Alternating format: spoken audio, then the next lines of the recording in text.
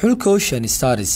weli wuxuu sugayaa macallinkii ku hogaamin lahaa Israa'iilka koobka African Cup of Nations sanada 2023 ka oo ay la balasayeen xulka Swatania yaa hogaaminta xulka u qalma ma macallin u dhashay dalka Soomaaliya mise tababaro laga keenay dalka dibadiisa intaas ayaan ku jeexjeexi doonaa muuqaalkeena kooban dalka Soomaaliya waxaa jooga macallimiin fara badan kuwaas oo haysta darajo ay ku hogaamin karaan xulka Ocean Stars waxaa kamid ah macallin Farayare oo haysta shahaadada laysan muuqaalka yar waxaan ku eegi doonaa doorka ay ku lahaan karaan macallimiinta Soomaalida in jaaniskooda loo siiyo hogaaminta xulka qaranka Soomaaliya haddii aan mid u dhigo macallimiinta u qalma xulka Soomaaliya waxaa kamid ah Cabdixamiid waa tababare daayir ah ka oo indhaha mucaashaqiinta kubadda cagta isku bara dhowr bilood isagoo kooxda horseed ku hogaamiya horyaalka Soomaaliya Premier League muddo 30 sano kadib Cabdixamiid waa shakhsi xirfad u leh inuu hogaamiyo dhalinyaro kala duwan isagoo la dabiici ku hogaami karo sidoo kale waa macallin jecel guulaha isagoo mar walbana jecel inuu sameysto macallimiin dhowr ah kuwaas oo shaqooyin kala duwan u qaban kara tusaale ahaan kooxda horseed markuu joogay wuxuu haystay macallimiin badan oo shaqooyin kala duwan u qaban jiray marka laga soo tago shaqadiisa koowaad Cabdixamiid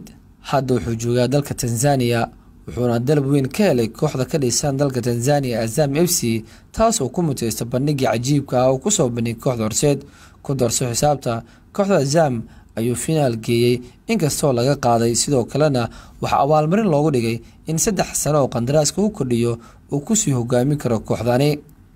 shakhsiga labaad Cabdijoon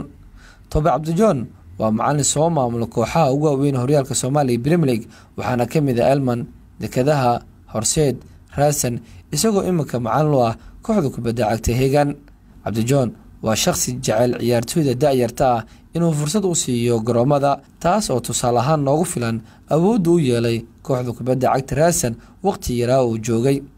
waa macallin xamaasad badan jecel guusha aaminsan in libintu uu ka heli karo kooxda ka soo horjeeda sidoo kale waa tababar ku adag dhankii tababarka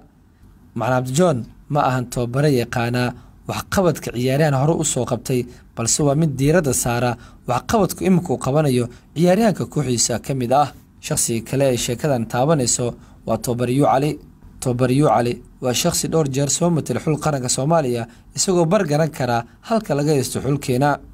Cali wuxuu soo maamulay kooxaha Elman dekadaha iyagoo labadani kooxood la soo qaaday horyaalka Soomaaliya Premier League tii jirteen kooxda dekadaha oo 3 sano isku xigta ah gacanta u geliyay horyaalka Soomaaliya Premier League Macallin Cali waa tababare khibrad badan leh tayo hogaamineed waana shakhsi u qalmay inuu hogaamiyo xulka